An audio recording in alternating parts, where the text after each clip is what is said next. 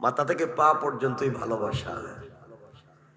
এই ঢাকার কেউ আর না যাক, আমার বাড়িতে উনি গেছেন, ভালোবেসে আপনাদেরকে চলে এসেছি। তো আপনারা যদি কথা না বলেন, ভালোবাসা তো এক পক্ষ থেকে হয় না, ভালোবাসতে দুজন লাগে অথবা দুটা পক্ষ লাগে। অনেক মানুষের মধ্য থেকে যদি কেউ একা একা কথা বলে যায়, তো মানুষ তারে পাগল মনে করে, কারণ পাগলেরাই তো নিজে নিজে একা একা কথা কয়। তা আপনাদেরকে আমাকে দেখে মনে হইতেছে যে হুজুর একটা পাগল মনে হইতেছে নিডা, কিছু যে কন্যা দেখি বলেন না, সকলে আওয়াজ করে বলেন, এই জবান দিয়েছেন কে? মোটামুটি হয়েছে, জায়গায় যায় নাই। স্পিরিট দিলে আমরা মিলেমিশেই কথা বলতে হবে। এই যে দেখেন, আপনারা একদিন কথা শুনতেছেন, সকাল 7টায় আসছি, কি থেকে আসলাম? কালীহাতি টাঙ্গাইল থেকে। জুমা পড়ালাম, বাদ মাগরিব তাফসীর করলাম, চর রোহিতপুর গিয়ে কথা বললাম। এখন এখানে এটা তো মানুষ, কথা তো বলতে আছি 7-8 ঘন্টায় হয়ে গেছে। আপনারা সাপোর্ট দিলে তো কথা বলবো ইনশাআল্লাহ। একটু হাত তুলে দেখান কারা কারা চলে যাবেন। আল্লাহ, ওয়াজ আরম্ভই করলাম না, সব চলে যাবেন। এই যে আপনাদের তো আমি সচেতন করতে চাচ্ছি, কথা যেহেতু বলবো, তো একটু ঝাড়া দিয়ে তো বসতে হবে। হাত উড়াইয়া দিয়েছেন সবাই। সকলে বলেন, এই জবান দিয়েছেন কে? এবার মনে হইছে আছেন। এবার আমরা কথা বলি, সকলে আমার সঙ্গে নামাজের দুরূদ পড়েন। আল্লাহুম্মা সাল্লি আলা মুহাম্মাদিন ওয়া আলা আলি মুহাম্মাদ কামা সাল্লাইতা আলা ইব্রাহিম ওয়া আলা আলি ইব্রাহিম ইন্নাকা হামিদুম মাজিদ। আল্লাহুম্মা বারিক আলা محمد وعلى آل محمد كما باركت على إبراهيم وعلى آل إبراهيم إنك حميد مجيد। الحمد لله।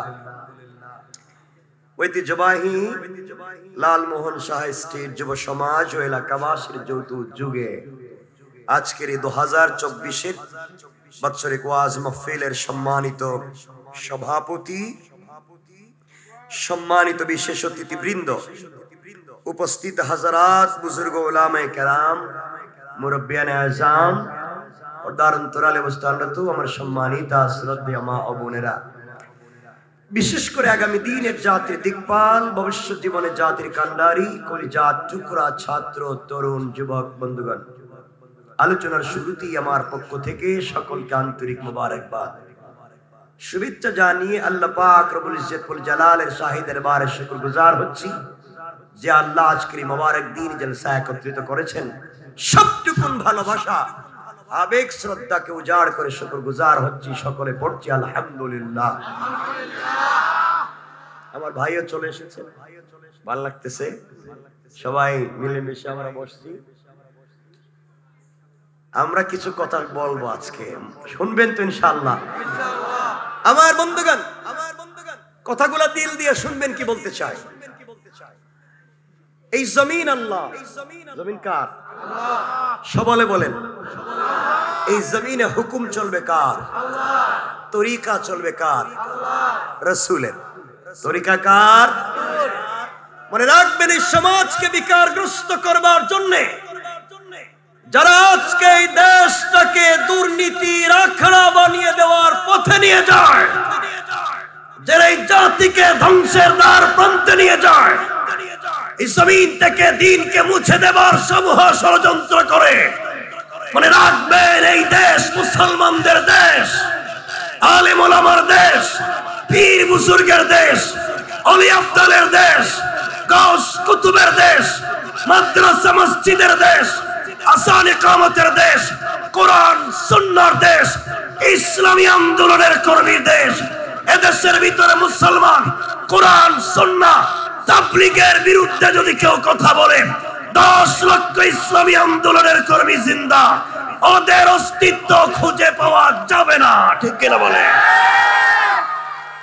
মনে রাখবেন, কথাগুলোকে পরিষ্কার করে শুনবেন।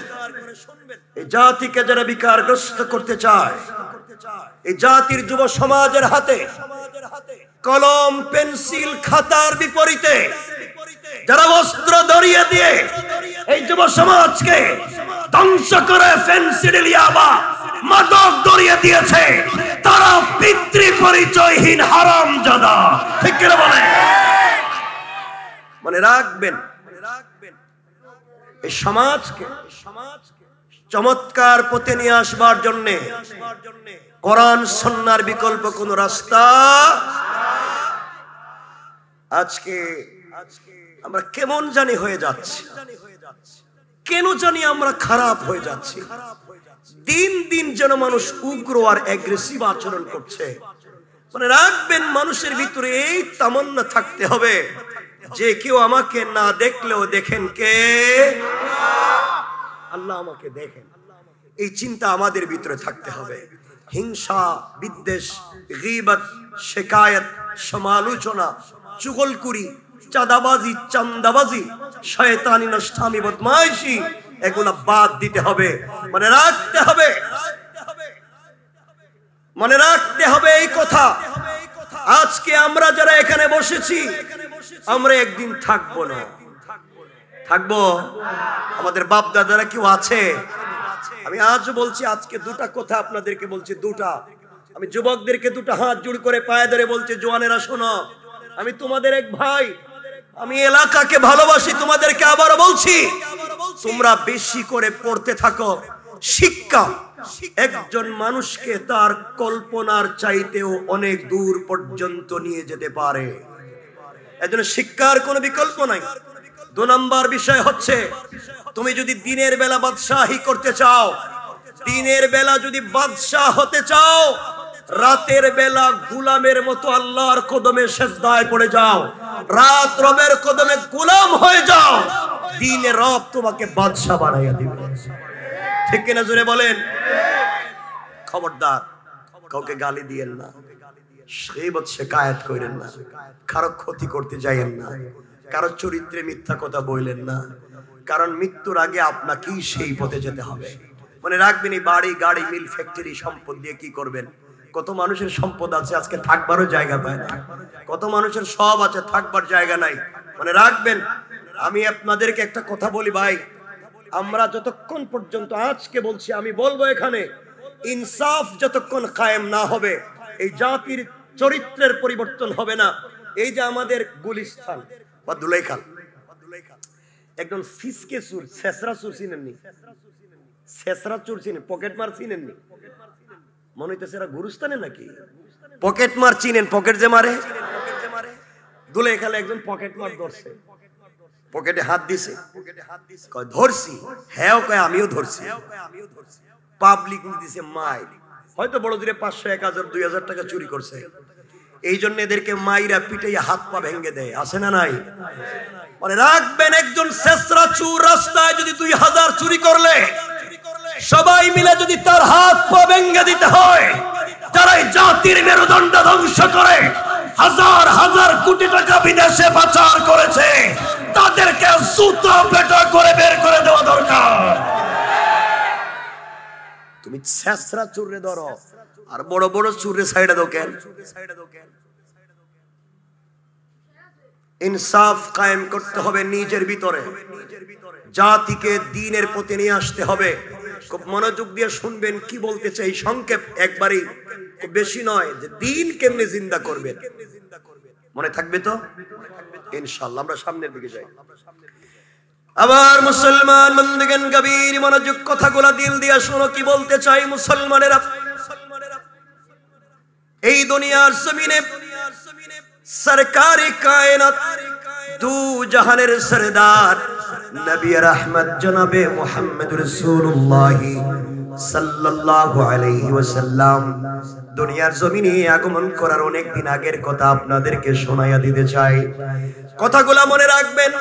পুরা দুনিয়া যদি আপনার বিরুদ্ধে চলে যায়, পূর্ব থেকে পশ্চিম, উত্তর থেকে দক্ষিণ, গোটা দুনিয়ার মানুষ যদি আপনার বিরুদ্ধে চলে যায়, আপনি শুধুমাত্র একটা কথাই বিশ্বাস করেন, হাসবি আল্লাহ, আল্লাহ আমার জন্য যথেষ্ট, সবকিছু আল্লাহ পারবেন। এই চিন্তা যদি আপনার ভিতরে ঢুকাইয়া দিতে পারেন, পৃথিবীর কেউ আমার কোনো ক্ষতি করতে পারবে না, একমাত্র আল্লাহ আমার সাথে আছেন। আল্লাহ বললেন, শোনো গোলামের দল, গোটা দুনিয়া যদি তোমার বিরুদ্ধে চলে যায়, পুরা সৃষ্টির সিস্টেম যদি তোমার বিরুদ্ধে চলে যায়, একমাত্র কেবলমাত্র শুধুমাত্র আমাকে যদি যথেষ্ট মনে করতে পারো গোলাম রে, পুরা দুনিয়া তোমার বিরুদ্ধে চলে গেলেও আমি আল্লাহ একমাত্র তোমার সাথে থাকবো। যে কথা বলতে চাই বুঝো। কেন বললাম? আবারও বলছি, পুরা দুনিয়া যদি তোমার আমার বিরুদ্ধে চলে যায়, রব যদি বলে আমি তোমার সাথে আছি, পুরা দুনিয়ার সিস্টেমকে আল্লাহ অকেজু করে দিতে পারে, এই কথা বুঝাতে চাই, ঘটনা বলবো না। আল্লাহ রাসূল যেদিন হিজরত করে মক্কা থেকে মদিনায় যাবেন, গভীর রজনীতে আল্লাহ রাসূল সাল্লাল্লাহু আলাইহি ওয়াসাল্লামকে জিবরিল আমিন ঘুম থেকে উঠালেন। ঘুম থেকে উঠে আল্লাহর রাসূলকে ডাক দিয়ে বলছেন, জিবরাইল ডাক দিয়ে রাসূলকে বলছেন, ইয়া রাসূলুল্লাহ, আপনাকে হিজরত করতে হবে মদিনার দিকে, ইয়াসরিবের দিকে, খেজুর বাগানের দিকে, আর এখানে থাকা যাবে না। আল্লাহর রাসূল ওযু করলেন, 2 রাকাত সালাত পড়লেন, আর তৈরি হয়ে গেলেন, তিনি মদিনার দিকে চলে যাবেন। এমন সময়ে আল্লাহর রাসূল ডাক দিয়ে আল্লাহকে ডাক দিয়া বলেছেন, আল্লাহ, আপনি আমাকে বলেছেন হিজরত করে মদিনায় যাব। আয় আল্লাহ তাআলা, আমার ঘরের চতুর্দিকে কাফেরেরা বেষ্টন করে রেখে দিয়েছে, তীর নিয়া, নেজা নিয়া, দামি দামি অত্যাধুনিক অস্ত্র নিয়ে ঘরকে বেষ্টন করে দিয়েছে। আমি যদি ঘরের বাহিরে পা দেই, ওরা তো আমাকে মেরে ফেলবে, আস্ত রাখবে না। আল্লাহ বলছেন, বন্ধু আমার, তুমি শুধুমাত্র আমার উপরে ভরসা করে, আমার উপরে বিশ্বাস করে, আমার কোরআন থেকে তিলাওয়াত করে দরজা খুলে বের হওয়ার দায়িত্ব তোমাকে দিয়েছি, আর সকল কাফের থেকে হেফাজত করে মদিনা পর্যন্ত পৌঁছে দেওয়ার জিম্মাদার স্বয়ং আমি আল্লাহ। সুবহানাল্লাহ, জোরে বলেন সুবহানাল্লাহ। কথাগুলো বুঝবেন। আল্লাহর রাসূল এবার দরজায় পৌঁছে গেলেন, দরজায় হাত দিয়েছেন, খুলে ফেলবেন। আল্লাহকে ডাক দিয়ে বলছেন, আল্লাহ, আমি জানি আপনি আমাকে বাঁচাবেন, পৃথিবীর কেউ না থাকলে আপনি বাঁচাবেন, কিন্তু আল্লাহ, ওয়ালাকিল ইয়াতমাইন্না কলবি, আল্লাহ, অন্তরে শান্তি পাই না, আমাকে আত্মরক্ষা করবার জন্য কোন জিনিস দেন, আমি যেন দরজা খুলে আত্মরক্ষা করতে পারি। আল্লাহ বললেন, বন্ধুরে, কাফেররা তোমার বিরুদ্ধে দাঁড়িয়ে গিয়েছে, আত্মরক্ষা করবার কি জিনিস দিব? আল্লাহ বলছেন, বন্ধু, হাতের মধ্যে কিছু পাথর নেও, অথবা বালি নেও, অথবা কঙ্কর নেও, দরজা খুলে ওদের মুখের দিকে নিক্ষেপ করো, আমি তোমাকে বাঁচাইয়া দিব। আল্লাহর রাসূল ডাক দিয়ে বলছেন, আল্লাহ তাআলা, আয় আল্লাহ তাআলা, আমি দরজা খুলে কঙ্কর যদি নিক্ষেপ করি, পাথর যদি নিক্ষেপ করি, আয় আল্লাহ, তারা তো অত্যাধুনিক অস্ত্র নিয়ে দাঁড়িয়ে আছে চতুর্দিকে, ডাইনে বামে পিছনে দাঁড়িয়ে আছে, আমি নিক্ষেপ করলে তো সামনে যাবে, সামনে, কিন্তু ডাইনে বামের কাফেররা তো আমাকে মেরে ফেলবে। আল্লাহ ডাক দিয়া বলছেন, বন্ধু আমার, তোমার কাজ হলো আমার উপরে ভরসা করে সামনের দিকে পাথরগুলো নিক্ষেপ করার দায়িত্ব তোমার, আর ডাইনে বামে পিছনে সকল কাফেরদের চুকে চুকে পৌঁছে দেওয়ার জিম্মাদার স্বয়ং আমি আল্লাহ। এত আসতে বললেন, আল্লাহু আকবার বলেন, আরো জোরে বলেন। আল্লাহর নবীজি দরজা খুললেন, ডাইনে কাফের, বামে কাফের, পিছনে কাফের, সামনে কাফের। দরওয়াজা খুলে হাতের মধ্যে বালি নিয়া আল্লাহর নাম বলে শুধু নিক্ষেপ করলেন সামনের দিকে।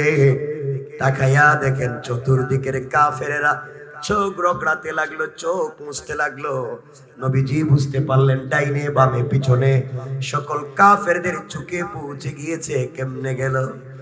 আমার বন্ধুগণ, ঘটনা বলছি না, রাসূল মদিনায় পৌঁছে গেলেন। আল্লাহ একদিন সুযোগ বুঝে তার বন্ধুকে ডাক দিয়া বলছেন, বন্ধু আমার, ওই দিন না গোটা দুনিয়ার কাফেরেরা আপনাকে ঘিরে ফেলেছিল মেরে ফেলবার জন্য, তুমি শুধু পাথর নিক্ষেপ করে চলে গেলা, কেউ তোমাকে ধরলো না, কেউ তোমাকে মারলো না, ব্যাপার কি? কেমনে বাঁচলা বলো তো? আল্লাহর রাসূল মুস্কি হেসে বলছেন, আল্লাহ তাআলা এটা তো আপনিই জানেন, আমি বলতে পারবো না।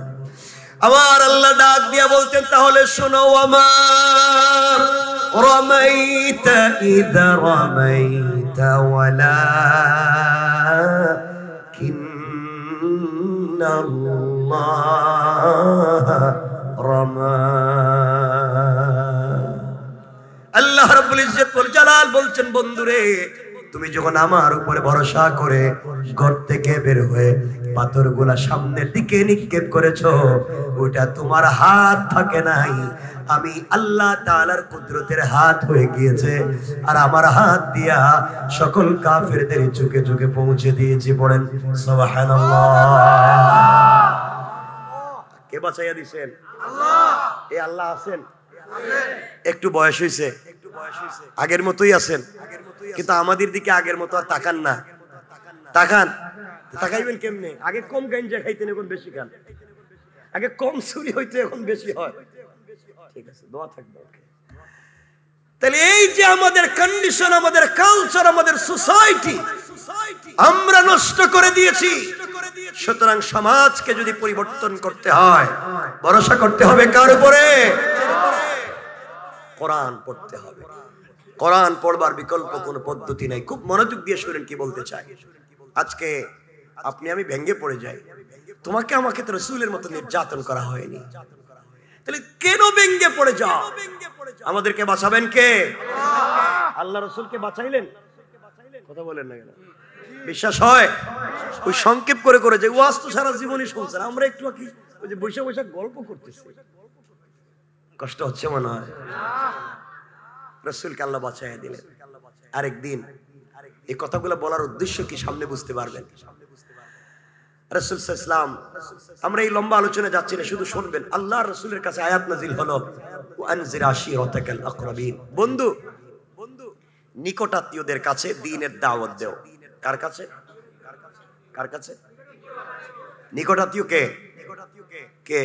নিজের বউ, নিজের বাচ্চা কাচ্চা, আত্মীয় স্বজন, দ্বীনের দাওয়াত দাও। নবীজি দ্বীনের দাওয়াত দিতে লাগলেন, বাদ দিলেন। মক্কার পাদদেশে এদেরকে ডাকলেন, সবাই গেল। আমরা ঘটনা বলতেছি না, এজন্য ওগুলা ছোট করতেছি। নবীজি বলছেন, আসলিম তাসলাম, ইসলাম কবুল করো, শান্তিতে থাকবা, লা ইলাহা ইল্লাল্লাহ পড়ো, ভালো থাকবা। পুরা মক্কার মানুষ কিং কর্তব্য বিমূঢ়, কি জবাব দিবে মুহাম্মদকে? ওই জায়গায় নবীজির আপন চাচা আবু লাহাব ছিল। আমি ওইটা না, মূল উদ্দেশ্য সামনে। আবু লাহাব দাঁড়িয়ে বলছে, তাব্বান লাকা ইয়া মুহাম্মদ আলিহাদা জামাতানা দাওতানা। ও মুহাম্মদ ইবনে আব্দুল্লাহ, এই কথা বলার জন্য দাওয়াত দিয়ে আমরা জমা করছো, তুমি ধ্বংস হও, তোমার দ্বীন ধ্বংস হোক, তুমিও একটা পাগল, তোমার আল্লাহ আরেকটা পাগল। তো আস্তে নবীজি কষ্ট পেলেন, ঘরে চলে গেলেন। খুব মনোযোগ দিয়ে শুনেন। আল্লাহ রাসূল বাড়িতে গিয়ে সিজদায় পড়ে চোখের পানি ছেড়ে ডাক দিয়া বলেছেন, আল্লাহ, এই দুনিয়ার জমিনে বলবার মতো কোনো গল্প আর জায়গা নাই একমাত্র তুমি ছাড়া। আল্লাহ, আজ যদি মুহাম্মদের মায়ের পেটের আরেকটা ভাই হতো, আমি কষ্ট পাইলে সেই ভাইয়ের কাছে গিয়া নিজের মনের কথা বলতাম। আয় আল্লাহ, আমার দুনিয়ায় কোনো ভাই নাই, আবার যদি বাবা বেঁচে থাকতেন, কামা বাবার কাছে গিয়ে কথাগুলা বলতাম। তুমি যে আমার বাপকেও আমাকে দেখতে দিলা না, আমার মা ছোট রেখে আমাকে মরে গেলেন। আল্লাহ, আজ আমাকে আমার চাচা আবুল আহাব গালি দিছে, আমারে পাগল বলছে। আমার লজ্জা লাগে নাই, আমার কষ্ট লাগে নাই। আমারে সারাদিন গালি দিলে আমার যায় আসে না, কিন্তু আল্লাহ তোমাকে পাগল বলেছে। আয় আল্লাহ, তোমারে পাগল বললে আমার সহ্য হয় না। তুমি কি আবুল আহাবকে ধ্বংস করে দিতে পারো না? আল্লাহ আওয়াজ দিয়েছেন, আওয়াজ দিয়ে ডাক দিয়ে বলেছেন, বন্ধুরে তোমার চোখের পানি আমি আল্লাহর সহ্য হয় না। আমার বন্ধু, কেউ যদি আমি আল্লাহরে গালি দেয় আমার যায় আসে না। আমার কোরআনের বিরুদ্ধে যদি চলে যায় আমার যায় আসে না। কেউ যদি আমার কলিজার টুকরা বন্ধুরে গালি দেয়, আমি রাসূল, আমি আল্লাহ কোনোভাবে সহ্য করতে পারি না। তোমাকে তোমার চাচা আবুল আহাব গালি দিয়েছে, আমি আবুল আহাবকে ধ্বংস করে দিলাম। তার সম্পদ, তার সন্তান কোথায় এখানেই ছিল, শেষ হয়ে যেত। কিন্তু আল্লাহ যে সূরা লাহাব নাজিল করলেন, ওই সূরার মধ্যখানে একটা আয়াত দিবেন, ওই আয়াতের কারণে আমাদের আলোচনা। আল্লাহ বলছেন, ওয়ামরাআতুহু হাম্মালাতাল হাতাব। আল্লাহ বলছেন, ও বন্ধু আমার, ওই মহিলারেও ধ্বংস করছি। ওই মহিলা ইমরাতুন হাম্মালাতুন, ওই মহিলা হাম্মালাতুন শব্দের দুইটা ব্যাখ্যা। হানাফি মাযহাবের বড় ইমাম আল্লামা ইমাম আবু বকর জাসসাস আহকামুল কোরআন লিল জাসসাসে দুইটা তাফসীর করেছেন। এক নাম্বার, হাম্মালাতুন শব্দের ব্যাখ্যা, ওই মহিলাকে আমি ধ্বংস করে দিয়েছি যেই মহিলা জঙ্গল থেকে কাটাওয়ালা কাঠ এনে তোমার দ্বীনের রাস্তায় ফেলে দিয়া প্রতিবন্ধকতা তৈরি করে কষ্ট দেয়, ওই মহিলাকে আমি আল্লাহ ধ্বংস করে দিয়েছি। দুই নাম্বার ব্যাখ্যা, ইয়া রাসূলুল্লাহ, ওই মহিলাকেও ধ্বংস করে দিয়েছি যেই মহিলা বাড়ি বাড়ি গিয়া, রাস্তায় রাস্তায় গিয়া, দোকানে দোকানে গিয়া তোমার বদনাম করে, গীবত শিকায়ত করে, তোমার মতো সৎ চরিত্রবান গোলামকে মানুষের কাছে বদনামি করতে চায়, ওই মহিলাকেও আমি আল্লাহ ধ্বংস করে দিলাম। আয়াত এতটুকুন থাকলে আমরাও ঠিক থাকতাম। এই আয়াত নাজিল হয়ে যাওয়ার পরে আবুল আহাব এসে উম্মে জামিল তার স্ত্রীর কাছে বলল, উম্মে জামিল আল্লাহ রাসূলের চাচী এবং তার বিআইন, কি কইলাম আবার কোন বিআইন, কার নাম? বিআইন কার নাম? কিছু কইতে হেরা মনে ফেরেশতা নাকি? তা আপনারা কি এখানে কেউ আছেন যে বিয়ে করছেন? কেউ আছেননি? কেউ বিয়ে করছে না? মনে হইতেছে কেউ বিয়ে করছেন, হেরা বিয়ে করে না। মনে বিয়ে করছেন নি আপনারা? আল্লাহ রাসূল তার চাচা আবুল আহাব, একদিকে চাচা অপরদিকে বিআই, আর আবুল আহাবের স্ত্রী উম্মে জামিল রাসূলের চাচী, অপরদিকে বিআই। হাতের মধ্যে পাথর লইছে, কারণ রাসূলের দুই মেয়ে যায়েনব এবং রুকাইয়াকে আবুল আহাবের দুই ছেলে উতবা এবং উতাইবার কাছে নবুয়তের আগে বিয়ে দিছিলেন। ওটা লম্বা আলোচনা। যাই হোক, সে পাথর নিচে, হাতে কাঁধে নিচে বস্তা, মারবো নবীরে। রাস্তা দিয়ে যায়, আল্লাহ রাসূল আবু বকরকে নিয়ে কাবা চত্বরে বসা, আবু বকর বসে আছেন আর আল্লাহ রাসূল আবু বকরের রানের উপরে মাথা রেখে শুয়ে আছেন। মানে আল্লাহু আকবার কি একজনে কইছেননি? সবাই বলেন না, আপনাদের ঘুম পাইছে?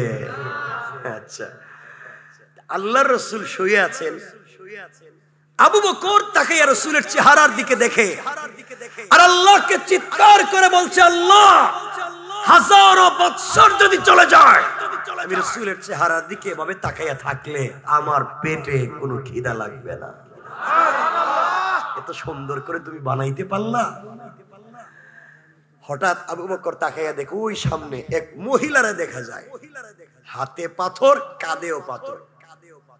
নবীজিকে বলছেন, ইয়া রাসূলুল্লাহ, এক মহিলা আসতেছে, মনে আপনার মারতে চায়, আপনি অনুমতি দিলে ওরে ঠিক করে দেই। আল্লাহর নবী বলছেন, আবু বকর, না না, মারার দরকার নাই। আল্লাহ বলছেন, কেউ যদি আমারে মারতে আসে, আমি যেন কোরআন থেকে তিলাওয়াত করি। রব বলছেন, আমাকে হেফাজত করার দায়িত্ব তার। আর একটু জোরে। নবীজি সাল্লাল্লাহু আলাইহি ওয়াসাল্লামের কাছে চলে আসছে। আবু বকর তাকায় দেখে নবীজির চাচী। ডাক দিয়ে বলছেন, ইয়া রাসূলুল্লাহ, আপনার চাচী উম্মে জামিল। নবীজি বলে, না, দেখি কি করে, আমি তিলাওয়াত করব। এই বলে রাসূল তিলাওয়াত শুরু করে দিয়েছেন। উম্মে জামিল রাসূলের সিনা বরাবর, একবারে সিনা। হাদিসে এসেছে ডাইন পার্শ্বে সিনার দাঁড়াইয়া, নবীজির সামনে দাঁড়াইয়া আবু বকর রে জিজ্ঞাসা, আবু বকর, তোমার যে বন্ধু মুহাম্মদ ইবনে আব্দুল এটা গেল কই? আজকে তো সারাদিন তারা দেখতেছি না। সুবহানাল্লাহ বললেন না? আবু বকর কে ঘটনা কি রে? নবীজি আমার রানে শুয়ে আছে, কান দিয়া তেলাওয়াত শুনি, চোখ দিয়া দেখি উম্মে জামিল নবীজির সামনে দাঁড়াইয়া আমারে দেখে, রাসূলরে দেখে না। কারণ তিনি বললেন, শোনো, তোমারই তো ভাতিজা কই আছে আমি কি জানি, তুমি একটু খুঁজে দেখো না কাবা চত্বর। উম্মে জামিল পুরা কাবা চত্বর খুঁজছে, খুঁজে না পাইয়া আবার নবীজির সামনে এসে উম্মে জামিল আবু বকরকে, আবু বকর, পাইছি না, কিন্তু তারে জানাইয়া দিও আমি তার চাচী, তারে যদি আজকে পাই তাহলে ছাড়তাম না। আবু বকর কই, নবীজি তো তোর কাছেই আছে, দেখোস না কে রে? আল্লাহু আকবার বললেন না? চিন্তা করেন, চিৎকার করে গালিগালাজ করে চলে গেছে, চিৎকার কইরা গালিগালাজ করে চলে গেছে। কিছুক্ষণ পরে নবীজি উঠলেন। আবু বকর আমার নবীকে জড়িয়ে বলছেন, ইয়া রাসূলুল্লাহ, ইয়া হাবিবাল্লাহ, আপনার কাছে আমি জানতে চাই, উম্মে জামিল আপনার সামনে দাঁড়ায়া আমাকে দেখে আপনাকে দেখলো না, কারণ কি? আল্লাহ রাসূল বলছেন, শোনো আবু বকর, আল্লাহ তাআলা আমাকে জানাইয়া দিয়েছেন, বন্ধুরে, কাফেরেরা, জালেমেরা, দুশমনেরা তোমাকে যদি মারতে আসে, ওই সময় তুমি আমার কোরআন থেকে তিলাওয়াত করবা, আমি আল্লাহকে যথেষ্ট মনে করবা। আমি আল্লাহ হিজাবাম মাসতুরা, আকাশ থেকে একটা গোপন পর্দা পাঠাইয়া ওই কাফের থেকে তোমাকে হেফাজতের জিম্মাদার স্বয়ং আল্লাহ। আল্লাহ বলছেন, কেউ তোমারে মারতে আইলে তুমি কোরআন শরীফ তিলাওয়াত করো, বাঁচাইয়া দিবেন কে? আমরা পড়িনি কোরআন শরীফ, হ্যাঁ? আমাদের যে অবস্থা, এই জন্যে আপনাদের খারাপ লাগতেছে মনে হয়, কষ্ট হইতেছে, মনে জানি কষ্ট না। আমি আসলে ভালোবাসি এই মানুষগুলা, কি ভালোবাসি আসলে, আমার আর কোনো পুঞ্জি নাই, ভালোবাসা নিয়ে বেঁচে আছে। তো মনোযোগ দিয়ে শুনবেন কি বলতে চাই, এবার শুনুন।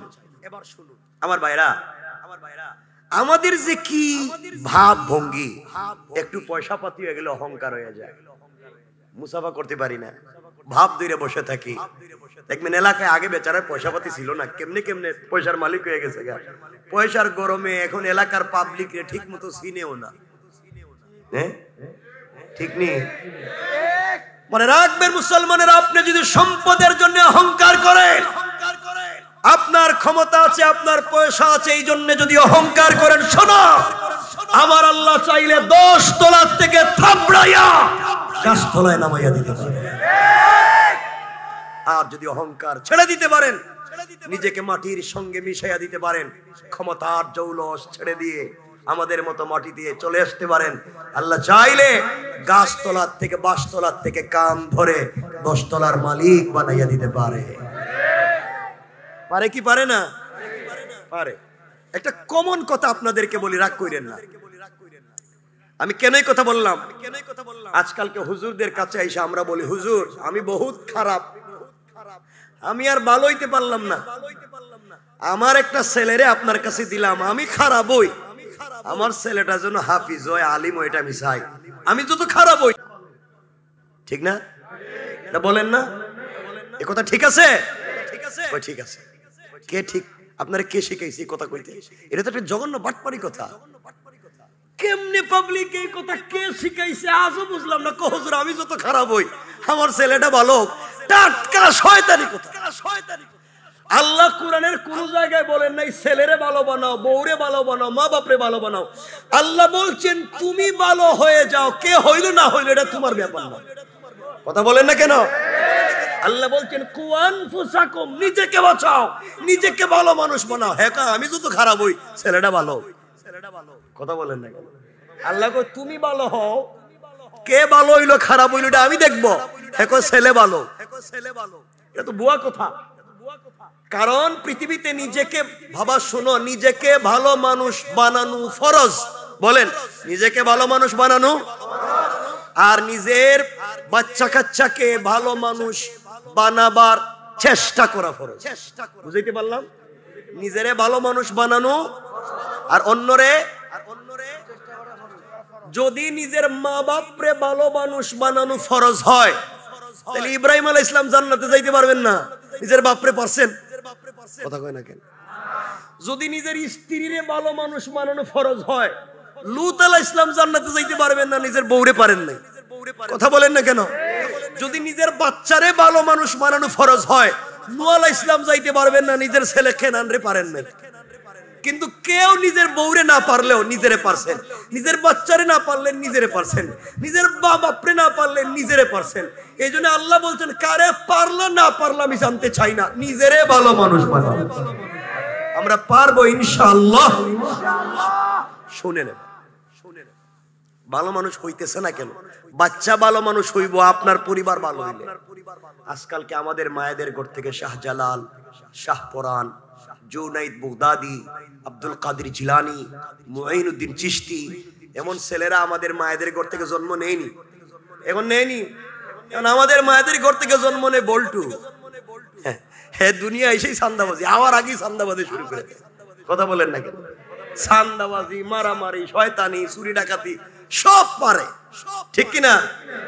এর কারণ হচ্ছে পরিবারে যেই জিনিস দিয়া, যে র মেটেরিয়ালস দিয়া বাচ্চা তৈরি হবে এই মা বাপের চরিত্র ঠিক নেই। কথা বলেন না কেন? ঠিক আছে? চরিত্র ঠিক আছে? নাই।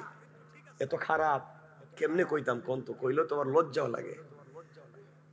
এমন খারাপ হইছে আমরা। ওই যে বললাম তো ওই দিন একজন বলছে আমারে, বউরে ফিডাইতে ফিডাইতে স্বামী তার বউরে কইতেছে তুই মোরে আব্বা কো। আসতে বলে নাউজুবিল্লাহ। বউ মায়ের খাইতে খাইতে পায়ে ধরে বলতেছে তুই আমার বাপ, এবার সাইডা দে। বন্ধু বান্ধবের কাছে গিয়ে বলতেছে তোমরা আমার চিনুনি, আমি কেডা? আমি বউরে বাপ ডাকাইয়া দিছি। শয়তান আল্লাহরে জিগা, আল্লাহ তুমি আমারে শয়তান বানাইছিলা কেরে? আমার জিন্দেগিতে তো বউরে ফিড়াইয়া বাপ ডাকাই নাই। হ্যাঁ আমারে বানাইছো শয়তান, আর হে বউরে ফিড়াইয়া মসজিদে গিয়ে তাসবিহ পড়তেছে। কথা বলেন না, ঠিক কিনা? জোরে বলেন না। এগুলা নাই। এজন্য পরিবারকে সুন্দর করে। আমাদের আফসোস হয় আমার রাসূল বিশ্বনবী খাদিজাতুল কুবরা, স্বামী স্ত্রী সম্পর্ক কত চমৎকার ছিল। আল্লাহ তাদের ঘর থেকে জন্ম দিয়েছেন হযরতে ফাতেমা, ফাতেমা, হযরতে আলী, স্বামী স্ত্রী সম্পর্ক কত চমৎকার ছিল। আল্লাহ তাদের ঘর থেকে জন্ম দিয়েছেন হযরতে হাসান, হযরতে হুসাইন। সুবহানাল্লাহ বললেন না? আর আমাদের ঘরে এগুলা হয় না। এই জন্য পরিবারকে সুন্দর করে। আমার রাসূল বলেছেন, আম্মা জান আয়েশা বলেন আমাদের ঘরে ওয়াইড ডু নাই, আলমারি নাই, এয়ার কুলার নাই, এয়ার কন্ডিশন নাই, টাইলস নাই, সিরামিক নাই, কিচ্ছু নাই। ঘরটা মুহাব্বত আর ভালোবাসায় ছিল ভরা, ঠিক নি? আর আমাদের ঘরে ওয়াইড ডু আছে, আলমারি আছে, এয়ার কুলার আছে, এয়ার কন্ডিশন আছে, টাইলস আছে, সিরামিক আছে, সব আছে। যেই জিনিস নাই এটা হলো স্বামী স্ত্রীতে ভালোবাসা নাই। কথা কয় না? মিথ্যা কইছি? আজকালকের বউ মনে করে আমার পৃথিবীতে যদি কোনো টাটকা দুশ্মন থাকে এটা আমার জামাই, ঠিক নি? এরা ঠিক কইলো কেন? এটা ঠিক কইলেন কেন? এটা কি সত্য? এটা কি সত্য? এটা তো ঠিকই তো দেখতেছি। আর স্বামীরা মনে করে এই দুনিয়া যদি আমার মাথা খাইয়া ফেলায়, তে দুনিয়া কেউ আমার মাথা খাইতে পারে না, আমার বউ খায়। ঠিক এটা কইছে আবার, ঠিক এটা কই, ঠিক ভালো কথা কইলাম, কয় না এটা কই ঠিক। শুনেন না, বলতেছি তো, এটা উঠায় দাও, এটা উঠায় দাও, এটা উঠাও, এটা উঠায় দাও, তাহলে কথা তাহলে এটা বাড়াইবে না, দেখা যাবে। আমার শুধু শুধু শুধু চিল্লাচ্ছেন। দেখেন আমার দিকে তাকান। এজন্য পরিবারকে সুন্দর করবো তো ইনশাআল্লাহ। আমার রাসূল বিশ্বনবী বলেন, আম্মা জান আয়েশা বলেন, আমরা স্বামী স্ত্রী একই ঘরে থাকতাম, আমাদের কম্বল একটা, বালিশ একটা, গ্লাস একটা, প্লেট একটা। স্বামী স্ত্রী এক বালিশে ঘুমাই, এক কম্বলের নিচে ঘুমাই, এক গ্লাসে পানি পান করি, এক প্লেটে খাবার খাই। সুবহানাল্লাহ বলেন না? আর আমাদের দেশের ঢাকা শহরের কথাই কই, বেশি না, আমাদের এলাকার স্বামী স্ত্রী কেমন? স্বামী স্ত্রী এক বিছানায় ঘুমায়নি, আমি জানি না, এটা আমি জানি না, ঘুমায়নি কি তা আল্লাহ জানে, এটা কি কইতা না। আমি শুনছি মাঝে মাঝে বউ ঘুমায় বিছানায় আর স্বামী ঘুমায় সোফায়, জায়গা দেয় না। এটা ঠিক? এটাও কই ঠিক? সব ঠিক মেরে দিতেছে। তাহলে আমি জায়গা মতো ধরতে পারছি, একটু যাই সামনে দেখেন। আজকালকে স্বামী স্ত্রী এমন হয়েছে, একই বিছানায় স্বামী স্ত্রী ঘুমায়, একই বিছানায় ঘুমায়, একই খাটে ঘুমায়, একজন ডাইন দিকে মুখ দিয়া, একজন বাম দিকে মুখ দিয়া, একজন পূর্ব দিকে মুখ দিয়া, একজন পশ্চিম দিকে মুখ দিয়া, আর মধ্যখানে ব্যারিকেড দিয়ে কুল বালিশ দিয়া। কথা বলেন না কেন? কয়টা ইউক্রেন, এইটা রাশিয়া, আর মধ্যখানে বর্ডার দিছে কুল বালিশ। কথা বলেন না কেন? এই পরিবারে শান্তির আশা করা যায়? আশা করা যায়? এগুলো হবে না। পরিবারকে সুন্দর করেন, স্বামী স্ত্রী সম্পর্ক চমৎকার করেন। পারবো না? বলতাম নি, বলতাম তো। শুনেন, বেশি না।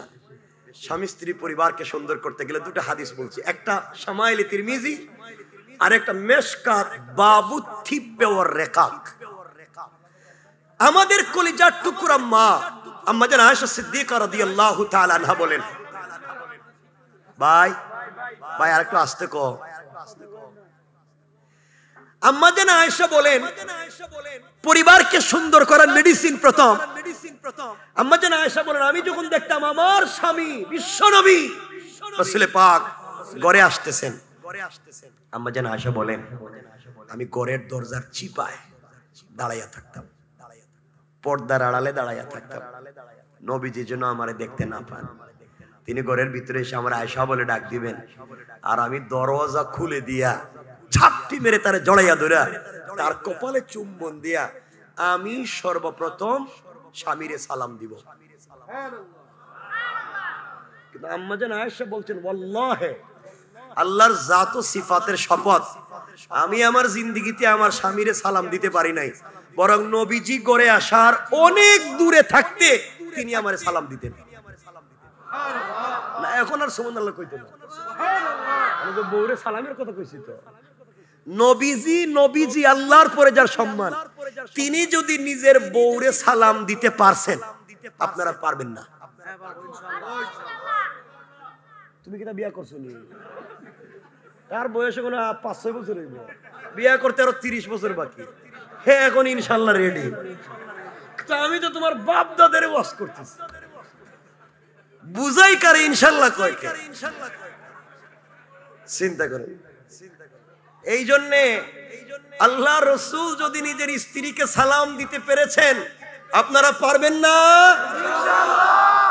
এই যে দেখেন, আপনারা দেখেন, এই যে মুরব্বীরা মাঝে মাঝে বই আছে, আমার দিকে তাকাই হাসতেছে, এরা চিন্তা করতেছে, রে বাবা তুমি যে ওয়াজ করতেছো 50-60 বছর গেছে গা, বউরে সালাম দিলাম না, আজকে যদি সালাম দেই তুই বউ মনে করবো বুইড়া কোন কাম ঘটাইছে, আর আমারে সালাম দিয়া ভাব করছে।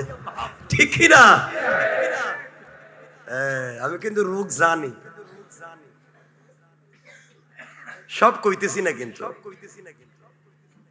যাই মনে করুক বউরে সালাম দিবেন। হাদিস হলো, আল্লাহ রাসূল বলেছেন, যেই ঘরে স্বামী স্ত্রীকে, স্ত্রী স্বামীকে সালাম দেয়, আল্লাহ এই ঘরে 100 থেকে 300টা বারাকাতের দরওয়াজা খুলে দেন। মেশকাত বাবু তিব্বে ও রেকাক, ডাক্তার এবং ডাক্তারি। নবীজি বলেছেন যেই ঘরে স্বামী স্ত্রীকে, স্ত্রী স্বামীকে সালাম দেয়, তাদের হার্ট, কিডনি, লাঞ্চ এবং লিভারে কোন রোগ যদি থাকে আল্লাহ তা থেকেও মুক্ত করে দেন। তাহলে সালাম দিবেন? বলেন না। কোন দিন থেকে? আজকে থেকে।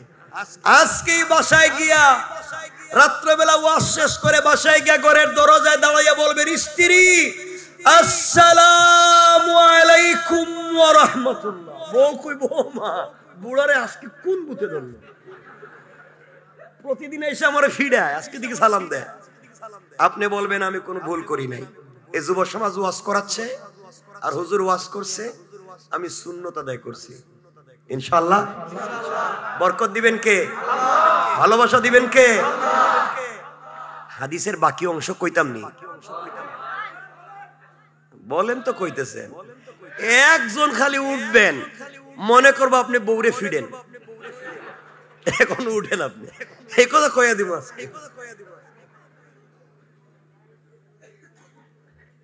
এত রাত এভাবে কথা না বললে বসবেন না, আমার বুঝ আছে তো। কেন এগুলা এনে তো অভিজ্ঞতা আছে আপনাদের চাইতে আমার বেশি। আমার বন্ধুগান, তো কথাগুলো শুনেন। হাদিসের বাকি অংশ হলো, আম্মা জান আয়েশা বলেন, আমার মনে পড়ে না, এই যে হাদিসের ইবারতের অর্থ, আমার মনে হয় না নবীজির ঘরে আসার পরে কোনদিন আমার হাত দিয়া খাবার খাইছি। পুরা জিন্দেগি নবীজি আমারে খাইয়ে দিয়েছেন আর আমি নিজের হাতে রাসূলরে খাইয়ে দিয়েছি। নবীজি যদি নিজের বউরে খাওয়াইতে পারছেন মুখে উঠাইয়া, আপনারা পারবেন? পারবেন নি? এখন ইনশাআল্লাহ কয় না, কারণ আপনাদের হাতের খাবার তো বউ খাইতো না। বউ মনে করবো ও মনে হয় দ্বিতীয় বিয়ে করতেছে, আমার বিষ খাওয়াইতেছে,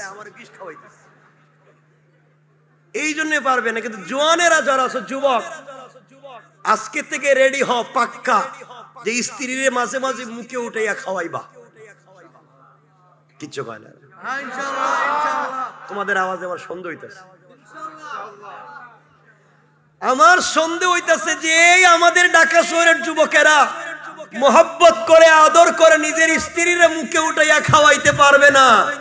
এরা ভালোবেসে আদর করে মুখে উঠাইয়া খাওয়াইতে পারবে ওই পাশের বাসার ভাবিরে, ঠিক কিনা? এটা ঠিক কইল কিনা? এত জোরে ঠিক কইছে দেখছে, এতক্ষণ ভালো ওয়াজ করছি, কিচ্ছু কয় না। ভাবিরে খাওয়াইবো কয়, ঠিক। তাহলে বউ ফিটবো না তো কে ফিটবো? এটা তো সব উল্টা মাইরা দিতেছে, দেখি 12টা হয়ে গেছে, উল্টা মারে। আল্লাহ মাফ করুক, আমিন বলেন। পরিবারকে সুন্দর করতে পারবো তো ইনশাআল্লাহ?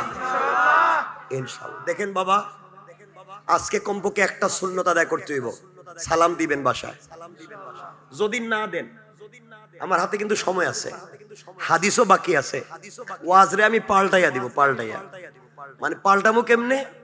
ওই যে গড়ে বউরে দিয়ে কাজ করান না, রান্নাবাড়ি কে করে? আপনি?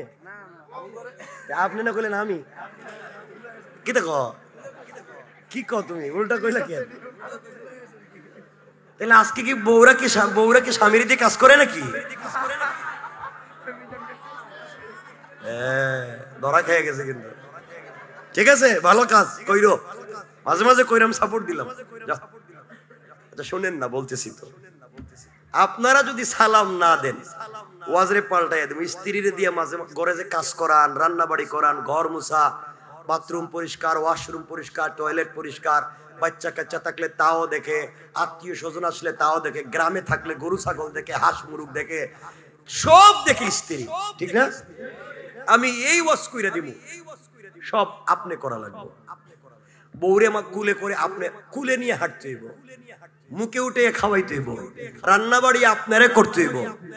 এমন কি যদি ছোট ছোট বাচ্চা থাকে, এর দুধও আপনি খাওয়াইতে হইব। কুত্তেকে আইনে খাওয়াইবেন এটা তো আপনি জানেন, আমি হাদিস বইলা দিই। এখন বলেন আমি কি এই ওয়াজ করতাম? এই দেখছেন এরা হাত দিয়ে কইতেছে না না, বিপদে ফালায় না। এই ওয়াজ করতাম না, সালাম দিবেন, একটা লাইন ধরতেই বস, হয়তো এই ওয়াজ করতাম নাইলে সালাম। সালাম দিবেন ইনশাআল্লাহ। যাক, একটা লাইন হইছে, তাহলে মহিলারা আজকে থেকে সালাম পাইবো। আল্লাহ এলাকাবাসীর কবুল করো, আমিন। যাক, বেশি কইতাম না, নাইলে ঝামেলা পড়ে যাবেন আপনারা। আমার বন্ধুগণ, পরিবারকে সুন্দর করবো তো ইনশাআল্লাহ। বরকত দিবেন কে? কিন্তু কেমনে করবেন? এই যে আমরা এমন সোসাইটিতে বসবাস করি, ময়লা কাপড়, ছেঁড়া পাঞ্জাবি, দুলাই খালে কাজ করে, ওর সাথে মুসাফা করতে পারি না, ও তো ময়লা কাপড়, অহংকার আমার বেশি। তোমার রসুল তো এমন ছিলেন না, তোমার রসুলের চরিত্র তো চমৎকার ছিল। আমি আপনাদেরকে সে কথার দিকে নিয়ে যাই। আমার মুসলমান বন্ধুগণ, কথাগুলো দিল দিয়ে শুনে নেবার কি বলতে চাই মুসলমানেরা। আল্লাহর রাসূল সাল্লাল্লাহু আলাইহি ওয়াসাল্লাম, আল্লাহর রাসূল সাল্লাল্লাহু আলাইহি ওয়াসাল্লাম যোহরের সালাত পড়ে মসজিদে নববী থেকে বাইর হইছেন। আল্লাহর রাসূল সাল্লাল্লাহু আলাইহি ওয়াসাল্লাম বের হয়ে মদিনার বাজারে গিয়ে দেখে, মদিনার বাজারের একটা গাছের কর্নারে এক হাবশী কিবতি গোলাম কৃতদাস, চেহারা বড় কালো, চুল গুলা উস্কো খুস্কো, চেহারা বড় মলিন, কাপড় গুলা ছেঁড়া, শরীর থেকে গামের দুর্গন্ধ বের হয়। এমন একজন গোলাম গ্রাম থেকে এসেছে, কৃতদাস, কালো হাবশী গোলাম গ্রাম থেকে এসেছে। কলা পাতা বিছাইয়া অথবা অন্য কোন জিনিস বিছাইয়া সে বাজারে সবজি বিক্রি করে, কিন্তু তার কাছে কেউ সবজি নিতে আসে না। গোলামের চেহারা সুন্দর না, কাপড়গুলা দেখতে ভালো না, ময়লা উস্কো খুস্কো চেহারা, চুল, এই জন্যে তার কাছ থেকে কেউ সবজি নিতে চায় না, বাজার নিতে চায় না। আল্লাহর রাসূল দেখেন আসরের যোহরের সালাত পড়ে দেখলেন বসে আছে কান্দে। আসরের সালাত পড়ে বের হয়ে দেখলেন এই যুবকটা তখনও কান্দে, কেউ তার কাছ থেকে সবজি নেয় না। এমন সময় যুবক সিজদায় পড়ে ডাক দিয়ে বলেছে, আল্লাহ,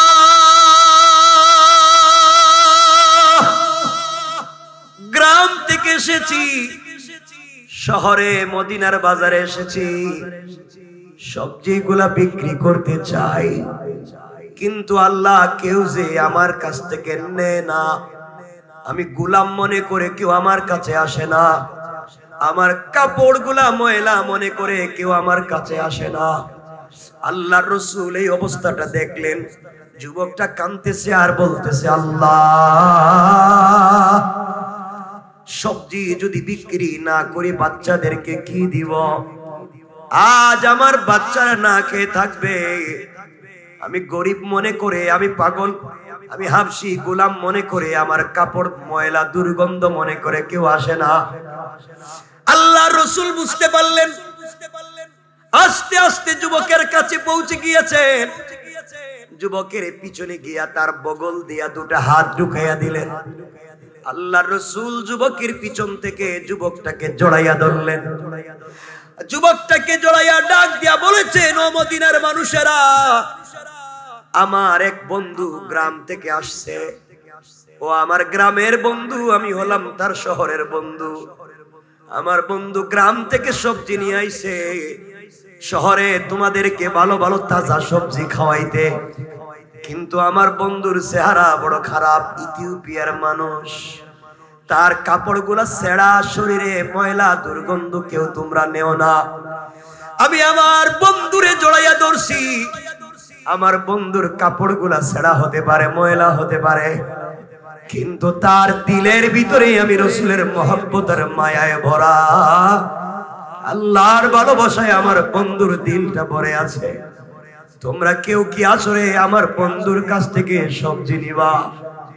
এই কথা বলবার পরে এই বাজারে যেই যুবকের কাছ থেকে সবজি কেউ নেয় না, রাসূল বলে দেওয়ার পরে পুরা বাজারের মানুষ লাইন ধরে ডাবল দামে এই যুবকের কাছ থেকে সবজি নিয়ে যায়।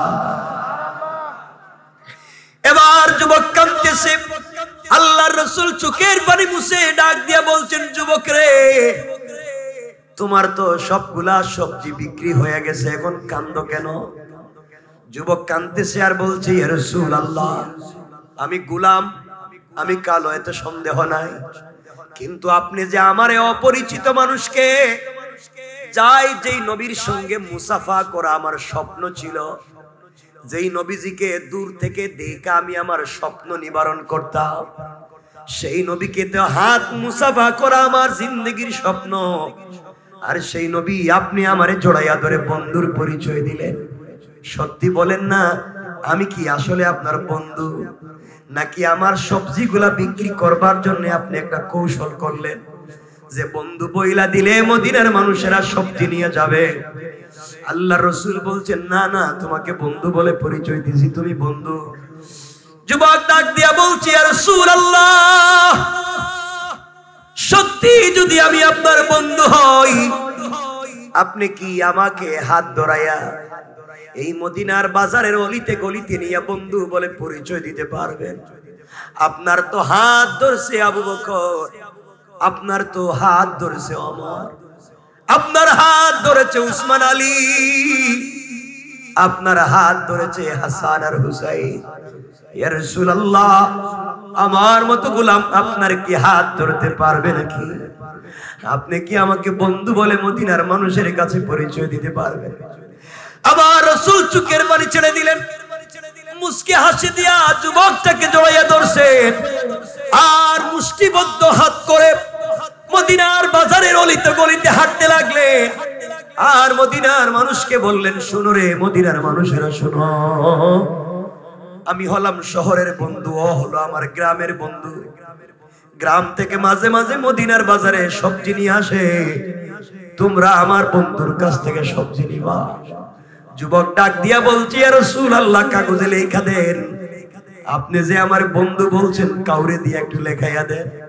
আল্লাহ রাসূল বলছেন, বলছি তো বলছি, আবার লেখবার দরকার কি? ইয়া রাসূলুল্লাহ, কিয়ামতের দিন যদি আপনি ভুলে যান, কিয়ামতের দিন যদি আল্লাহ আমাকে ভুলে যায়, আমি ওই কাগজটা দেখাইয়া বলবো, আল্লাহ, ওই দিন না তোমার বন্ধু আমারে বন্ধু বলে মদিনার মানুষের কাছে পরিচয় দিছে। আল্লাহর রাসূল বলতেন, কথা দিলাম, তুমি দুনিয়ায় তোমারে বন্ধু বলে পরিচয় দিছি, কালো বলে তোমাকে ছোট করি নাই, গোলাম বলে ছোট করি নাই। তোমার চেহারা নষ্ট, তোমার শরীর থেকে গন্ধ আসে, এই জন্য ছোট করি নাই, কারণ চেহারা যেমন হোক, তোমার দিলের ভিতরে তো দিন আছে, আমার রাসূলের আল্লাহর পরিচয় আছে, আমার ভালোবাসা আছে। কথা দিলাম, দুনিয়ায় যেমন করে কাটাইয়া দাও, আখিরাতে আমি রাসূল তোমার হাত ধরে ধরে আল্লাহর তৈরি জান্নাতুল ফিরদাউসে নিয়ে যাব। সুবহানাল্লাহ, জুড়ে পড়েন। চিন্তা করেন তোমার রাসূল কেমন ছিল, তোমার রাসূল কেমন ছিলেন, চিন্তা করেন। আমার বন্ধুগণ, সেই রাসূলকে ভালোবাসুন। আমি এই কথাগুলো নিয়েই আপনাদের কাছে 12:30টার ভিতরে শেষ করব, কারণ বেশি রাত্রে করাও ঠিক না, আমারও বহুত বড় কাম আছে। কষ্ট পাইলেন? এই ভালোবাসাকে আমরা নিতে পারবো তো? দেখেন, আমরা অনেক সাধারণ মানুষ মুসাফা করি না। আরে এক গরিব মানুষ এসে মুসাফা করতে, এটা মুসাফা, না না, ঠান্ডা লাগতেছে, হাত দেন। দেখ, শিল্পপতি আইছে, হুজুর আমার ছেলে আমেরিকা থেকে আপনার একটু হাত দিয়ে দিয়েছিল, একটু মুসাফা। থ্যাংক ইউ, ভেরি গুড, আবার আইসো, আরো দিও। চিন্তা করলেন, গরিব বেচারা হাত দিয়া না দিয়ে মুসাফা করতে চাইছে, কিছু কয় না, আর বেচারার পয়সা আছে। মিনিমাম হারাম, রাসূলের সুন্নাহর বিরুদ্ধে চলো, জমিনে দ্বীন জিন্দা করতে কোনোদিন পারবা না। আমার বন্ধুগণ, আমরা পারবো তো ইনশাআল্লাহ? আল্লাহর রাসূলের সাহাবীরা সুযোগ পাইলেই কেমনে জান্নাতে যাওয়া যায় এই লাইন খুঁজতো, কেমনে জান্নাতে যাওয়া যায়, সুযোগ বুঝে জান্নাতে কেমনে যাওয়া যায়। আর আমরা সুযোগ পাইলেই কেমনে রে দুনিয়া বিপদে ফেলানো যায় এই চিন্তায় থাকি। ঠিক? দেখেন, এই কথা বলে আমরা শেষ করব। আল্লাহ রাসূলের সাহাবী, নাম হযরত ওমর। হযরতে, নাম শুনছেন নি জীবনে? কোনদিন শুনছেন? আচ্ছা, আমাদের এলাকার ওমর না, ওমর রাসূলের এক সাহাবী। আলী রাসূলের আরেক সাহাবী হযরতে আলী রাদিয়াল্লাহু তাআলা আনহুর ছেলে হযরত হুসাইন। সুবহানাল্লাহ বলেন না? সুবহানাল্লাহ। হুসাইন এমন এক ব্যক্তির নাম, আল্লাহ রাসূল বলছেন আমারে যারা দেখো নাই তোমরা আমার হুসাইনের চেহারার দিকে তাকাও, কারণ আমার চেহারার মতো দেখতে হুসাইনের চেহারা। সুবহানাল্লাহ। আল্লাহ রাসূল যেভাবে মুস্কি হেসে হেসে কথা বলতেন হযরত হুসাইন এভাবেই কথা বলতেন। সুবহানাল্লাহ বলেন না? সুবহানাল্লাহ। হুসাইন একদিন হযরত ওমরের ছেলে আব্দুল্লাহ, কি নাম?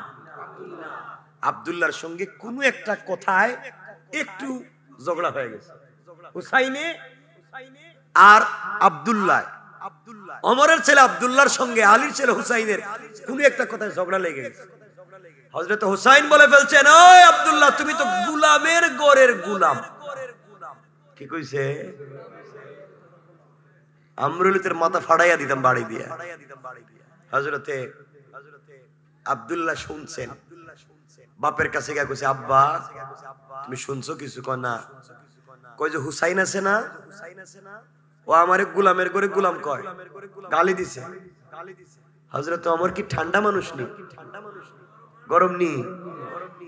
ডাইরেক্ট আব্দুল্লাহরে নিয়ে চলো আলীর বাড়ি। আলী, তোমার ছেলে নাকি আমার ছেলের গোলামের ঘরে গোলাম কইছে। আমার ছেলে হুসাইন এই কাম করতে পারে? হুসাইনকে ডাকছেন, হুসাইন তুমি কি সত্যি এর গোলামের ঘরে গোলাম কইছো? কইছি তো। কইছি তো? না তুমি এই কথা কইতে পারো? 100 বার আমি কইছি। আল্লাহু আকবার বলেন না? হযরত ওমর বলছেন, দেখছো আলী, তোমার ছেলে কিন্তু আমার ছেলেরে গালি দিছে। আমি কি করতাম কও? আব্দুল্লাহ দাঁড়াইয়া বলছে, আব্বা তুমি আব্বা হিসাবে না, তুমি এই রাষ্ট্রের খলিফা হিসাবে বিচার দিলাম, আমারে হুসাইন কেন গালি দিছে এর বিচার তুমি কইরা দাও। ওমর বলছেন, আলী বিচার কি করমু? রাজি নি? রাজি মানি 100 বার রাজি। বিচার করবেন? করেন। বিচার কিন্তু গোপনে হইতো না, বিচার হবে মদিনার মসজিদে, পুরা মসজিদের মানুষের সামনে তোমার ছেলের বিচার হইল। আমার আপত্তি নেই। সুবহানাল্লাহ বলেন। দেখছেন কত বড় কথা? আলীর ছেলের বিচার, তাও মসজিদের ভিতরে হাজার হাজার মানুষের সামনে নিয়ে গেছেন। হযরত ওমর বলতেছেন, হুসাইন তুমি কি আমার ছেলের গোলামের ঘরে গোলাম কইছো? কইছি তো। এখন তোমার বিচার, এত মানুষের সামনে তোমার শাস্তি হবে। দেবেন শাস্তি? তো ওমর বলছেন, তাইলে ব্যাখ্যা দাও কেন গালি দিছো? হুসাইন বলছে, ওমর 1 নাম্বার তুমি আল্লাহর গোলাম, আর তোমার ছেলে তোমার, এই জন্য তুমি আল্লাহর গোলাম হিসাবে কইছি, গোলামের ঘরের গোলাম। তো এখানে আর কিছু হওয়ার কথা না। সুবহানাল্লাহ বলেন না?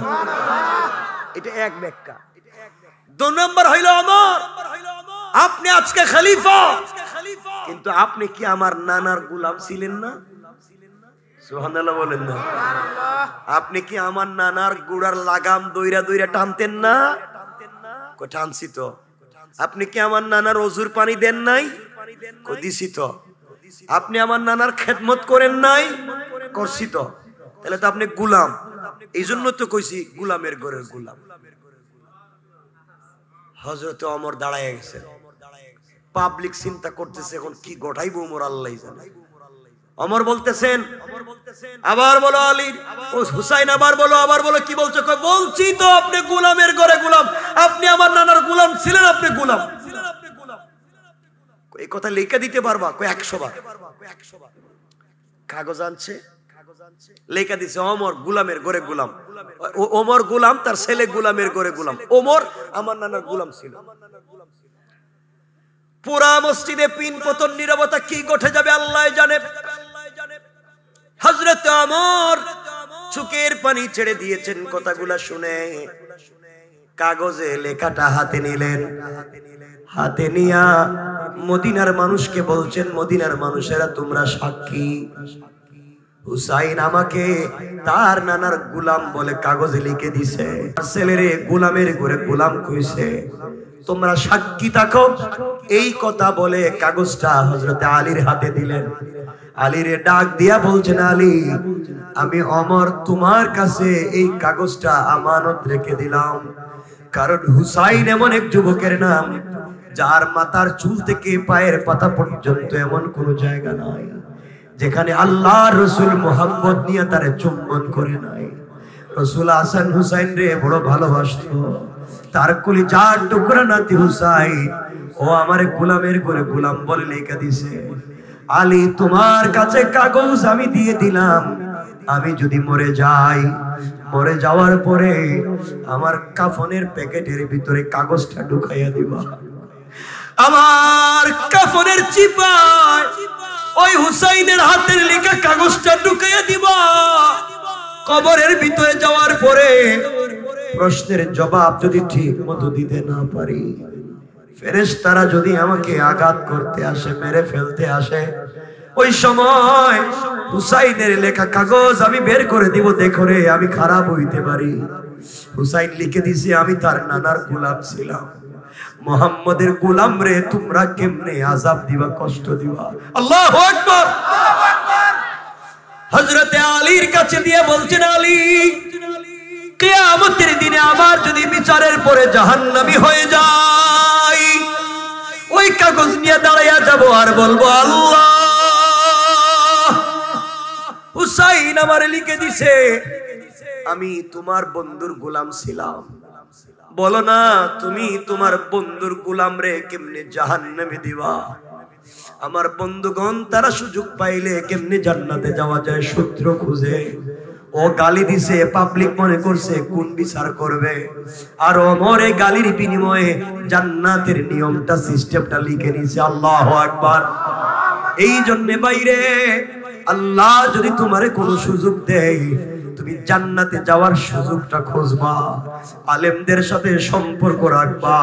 খবরদার দুহাত জোড় করে বলছি, তোমাদের পা দেও, তোমাদের পায়ে ধরে বলবো, আল্লাহর ওয়াস্তে কোন ইমাম, খতিব, মুয়াজ্জিন, খাদেম, মসজিদের কাউরে তোমরা সমালোচনা করে মিথ্যা অপবাদ দিও না।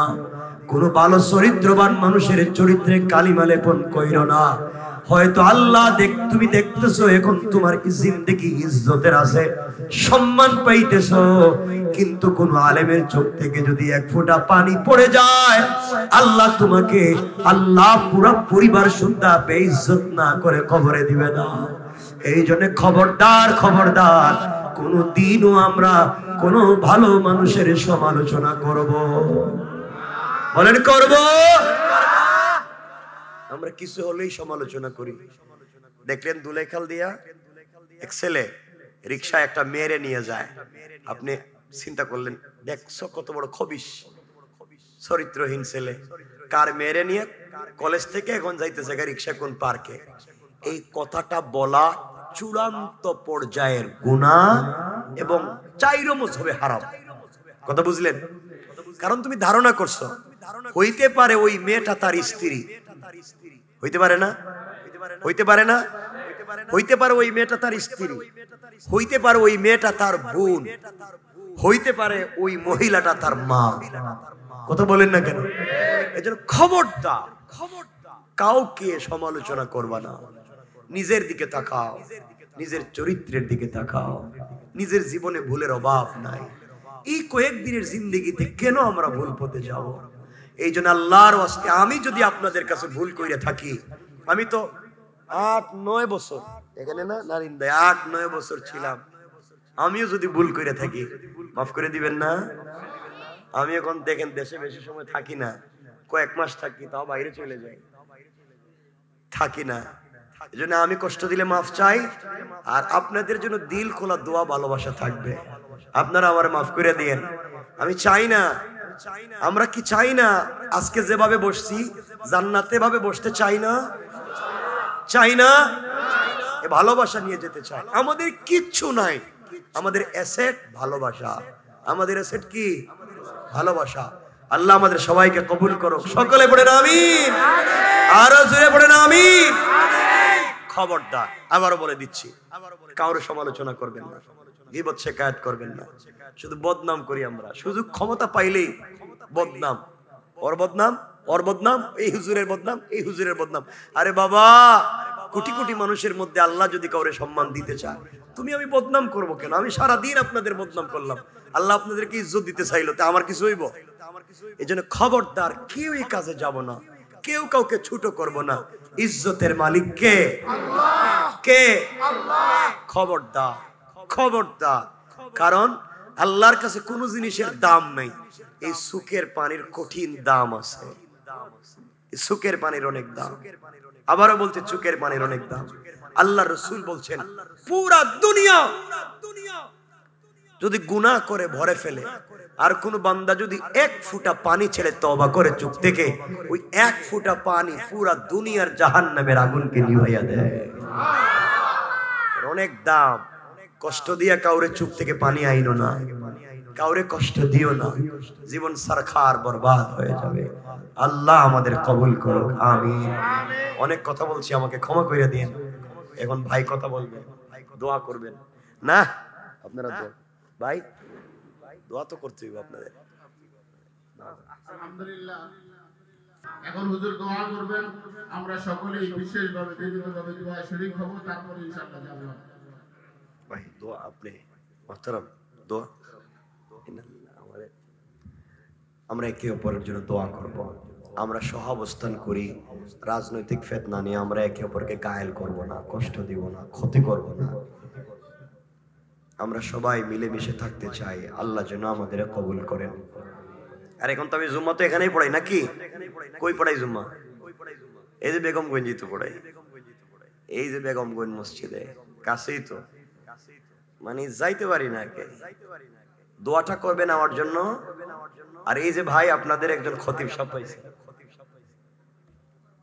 এই মানুষগুলো খুব ভালো, খিদমত করবেন, ইজ্জত দিবেন। মনে রাখবেন, আনজিলিন নাসা মানাজিলাকুম, যে যে চেয়ারের যোগ্যতারে ওখানে রাখবেন, আল্লাহ আপনাদেরকে ইজ্জতের মালিক বানাইয়া দিবে। এটাই দুনিয়া, এটাই দুনিয়া। আল্লাহুম্মা সাল্লি আলা মুহাম্মদ ওয়া আলা আলি মুহাম্মদ কামা সাল্লাইতা ওয়া সাল্লামতা আলা ইব্রাহিম ওয়া আলা আলি ইব্রাহিম ইন্নাকা হামিদুম মাজিদ। আল্লাহুম্মা আমিন।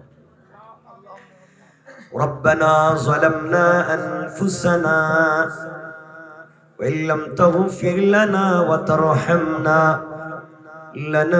لنكونن من الخاسرين. ربنا آتنا في الدنيا حسنة وفي الآخرة حسنة وقنا عذاب النار وادخلنا الجنة مع المتقين والأبرار. اللهم اغفر لنا ولوالدينا رب ارحمهما كما ربياني صغيرا رب ارحمهما كما ربياني صغيرا. ولأستاذنا ولشيخنا ولمشايخنا ولجميع أمة محمد صلى الله عليه وسلم. يا حي يا قيوم يا حي يا قيوم يا حي يا قيوم برحمتك نستغيث يا أرحم الراحمين. يا الله أي الله আজকের এই প্রোগ্রামে আলিম ওলামা নিয়া, হাফেজে কোরআন নিয়া, নওজোয়ান ভাই নিয়া, মাসুম বেগুনাহ বাচ্চাদেরকে নিয়া, আয় আল্লাহ সাদা দাড়িওয়ালা মুরব্বী বাবাদেরকে নিয়া, পর্দানিশীন মা বোনদেরকে নিয়া নুজুল রহমতের সময় মনে বড় আশা নিয়া, দিলে বড় তামান্না নিয়া হাত উঠাইছি। আয় আল্লাহ জানি আমাদের চাইতে তোমার অনেক মায়ার বান্দা বান্দি আছে, কিন্তু তুমি জানো তুমি ছাড়া যে আমাদের আর কোনো আল্লাহ নাই। আয় আল্লাহ, গুনাহ করছি, অন্যায় করছি, অপরাধ করছি, গুনার বোঝা মাথায় নিয়ে তওবা করলাম। আমাদের গুনার কারণে গাড়ির চাকার নিচে ফালাইয়া, আগুন দিয়া জ্বালাইয়া, পানির মধ্যে ডুবাইয়া ulcer, cancer, diabetes, heart attack, kidney damage, brain tumour, paralysis দিয়া, লাংস নষ্ট করে, বাল্ব নষ্ট করে, পিত্তথলিতে পাথর দিয়া, জটিল কঠিন রোগ দিয়া, বিছানায় প্রস্রাব পায়খানা করাইয়া বেইজ্জতির মত দিও না আল্লাহ। ইন্তেকালের সময় যদি চলে আসে, পবিত্র রমাদানুল মুবারকের তাহাজ্জুদের সিজদায়, জুমার দিনের কোরআন তিলাওয়াতের হালতে নবীজিরে স্বপ্নে দেখাইয়া, সোনার মক্কা মদিনা জিয়ারত করাইয়া, কাবার গিলাফে ধরাইয়া, হাজরে আসওয়াদে চুম্বন করাইয়া, মাকামে ইব্রাহিমে দুরাকাত নামাজ পড়াইয়া, জমজমের পানি দিয়া ওযু গোসল করাইয়া, মালাকুল মউত পাঠাইয়া। আল্লাহ আল্লাহ, এই প্রোগ্রামের আয়োজন করতে যারা টাকা দিয়া, পয়সা দিয়া, শ্রম দিয়া, পরামর্শ দিয়া, আল্লাহ দেশ থেকে প্রবাস থেকে ব্যবসায়ীরা যেখান থেকে যেভাবে সহযোগিতা করলেন, সহযোগিতার ওয়াদা দিলেন, আল্লাহ সবাইকে তুমি কবুল করে নাও। আয় আল্লাহ, এই যুবকেরা চাইলে গান করতে পারতো, জেনার কাজ করতে পারতো, তারা যে এলাকাবাসীরে তোমার কোরআন শুনাইবার ব্যবস্থা করছে। আল্লাহ আল্লাহ, এই যুবকদেরকে মাজ আর মুআউযের মতো বানাও। আল্লাহ, এই এলাকার মাটির নিচে যত মানুষ শুয়ে আছে, কেউ তো আজিমপুর গুরুস্থানে, জুরাইন গুরুস্থানে, কেউ তো আমাদের সামনে আরো কতগুলা গুরুস্থানে শুয়ে আছে। আয় আল্লাহ, কলতা বাজার গুরুস্থান সহ যত জায়গায় যত মানুষ শুয়ে আছে, সবাইরে নিয়া স্বামীবাগ গুরুস্থান সহ, আয় আল্লাহ সবার পক্ষ থেকে হাত উঠাইলাম, এই প্রোগ্রামের উসিলা এই কবরবাসীদের কবরটারে জান্নাত বানাও।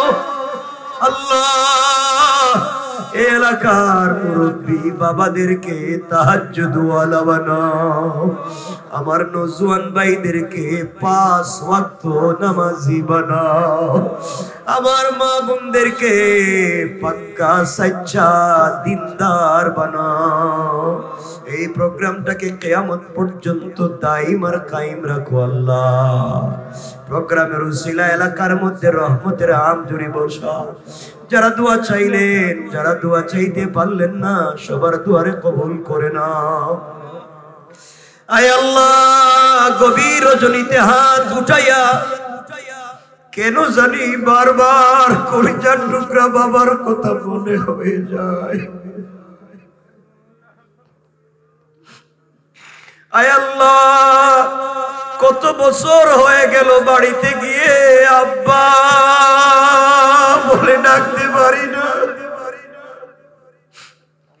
যেই বাবা মাথার গাম পায়ে ফেলে বিকাল বেলা করে ফিরে, নিজে না খাইয়া আমাদের খাওয়াইছে।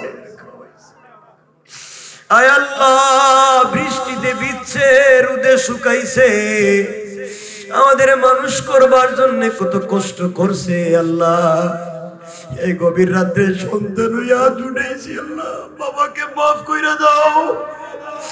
আল্লাহ, বাবার কবরকে জান্নাতের টুকরা বানাও। আল্লাহ, না জানি কার বাবার কবর ভাঙ্গা গেছে, কার জানি বাবার কবরে চিহ্ন পর্যন্ত মনে নাই।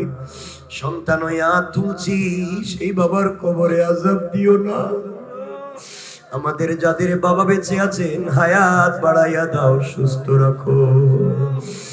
আয় আল্লাহ, আমাদের জনম দুঃখিনী দরদি মা, একটা অক্ষর মা যেন সারা পৃথিবীর মধু ঢেলে দিছ। সন্তান যখন মায়ের পেটে চলে আসে,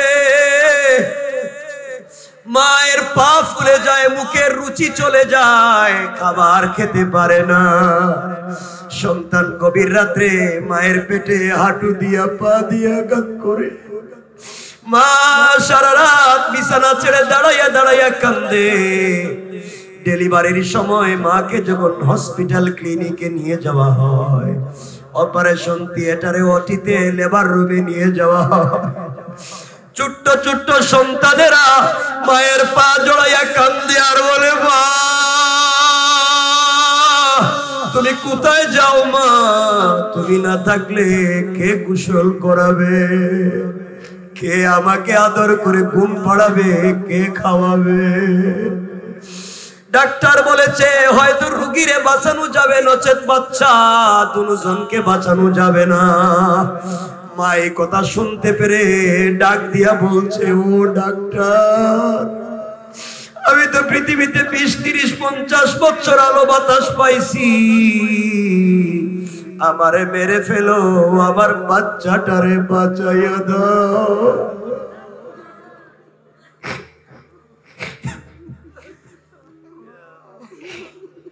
আল্লাহ, মার 2-2.5 বালতি ব্লাড যাওয়ার পরে বাচ্চার জন্ম হয়েছে। মা অজ্ঞান হয়ে মরা মানুষের মতো শুয়ে আছে। এমন সময় আমাদেরকে কাপড় দিয়া পেঁচাইয়া সেই অজ্ঞান মায়ের চেহারার সামনে নিয়ে বলছে, দেখ রে তোর কি হয়েছে। মা কষ্ট করে চক্ষু খুলে আমাদের চাঁদ মুখের দিকে তাকাইয়া 10 মাস 10 দিন পেটে ধরার কষ্ট আর ডেলিভারির কষ্ট ভুলে গেছে। ডাক দিয়া বলছে, আল্লাহ আমার হায়াত দিয়া হলে আমার বাচ্চাটারে বড় করে দাও। আল্লাহ, সেই মা কত ঠান্ডা রাত্রে আমাদের নিয়ে বিছানায় শুইছে, সন্তান প্রস্রাব করে বিছানা নষ্ট করছে। মা সারা রাত বিছানার উপরে শুইয়া, আমাদের ঠান্ডা প্রস্রাবের উপরে শুইয়া আমাদেরকে বুকের উপরে রাইকা মানুষ করছে। 2 বছর বুকের দুধ পান করাইছে, সারা রাত বালিশের সঙ্গে মাথা লাগাইয়া কানছে আর দোয়া করছে, আল্লাহ সেই মা যাদের নাই মায়ের কবরটারে জান্নাত বানাও। আমাদের যাদের মা বেঁচে আছেন আল্লাহ হায়াত বাড়াইয়া দাও, সুস্থ রাখো। আল্লাহ তুমি তো আমার বাপরে নিয়ে গেছো, আমার মারে হায়াত বাড়াও। আল্লাহ মায়ের হায়াত বাড়াইয়া দাও। আল্লাহ আয় আল্লাহ, আমাদের যাদের মা বেঁচে আছেন হায়াত বাড়াইয়া দাও। আল্লাহ এতগুলা মানুষকে গভীর রাত্রে কবুল করো। আল্লাহ আমাদের সন্তানদেরকে আলিম বানাও, হাফেজ বানাও, মুজাদ্দিদে জামান বানাও। আমাদের বাচ্চাদেরকে দুনিয়া কুরবান বানাইও না আল্লাহ। আয় আল্লাহ তোমার কাছে খাস আরজ, আল্লাহ তুমি সন্তুষ্ট না হইয়া আজরাইল পাঠাইও না। আল্লাহ যেই মা, যেই বোন, যেই বাবা, যেই ভাই গভীর রাত্র পর্যন্ত হাত উঠাইলো, সবগুলা মানুষের ভালোবাসা তোমাকে হাতিয়া করে দিল। আল্লাহ এর উসিলে আমাদেরকে মাফ করে দাও। ইয়া আল্লাহ আজকে রাত্রে আমাদেরকে মাফ করে দাও। আল্লাহ এই মানুষগুলার ভালোবাসা ছাড়া কিছু নাই। আমি আজকে রাত্রে লম্বা জার্নি, লম্বা সফরে দেশের বাইরে চলে যাচ্ছি। ইয়া আল্লাহ আজকে রাত্রে আল্লাহ তুমি আমার সফরকে আসান করে দিও, ফিতনা মুক্ত করে দিও। এই মানুষগুলাকে তুমি কবুল করে নাও, আমাদেরকে বারবার একত্রিত হওয়ার তৌফিক দাও। সাল্লাল্লাহু তাআলা আলা নবী ওয়া আলা আলিহি ওয়া সাহবিহি আজমাইন। আমিন বিরহমাতিকা ইয়া আরহামার রাহিমিন। আসসালামু আলাইকুম ওয়া রাহমাতুল্লাহ।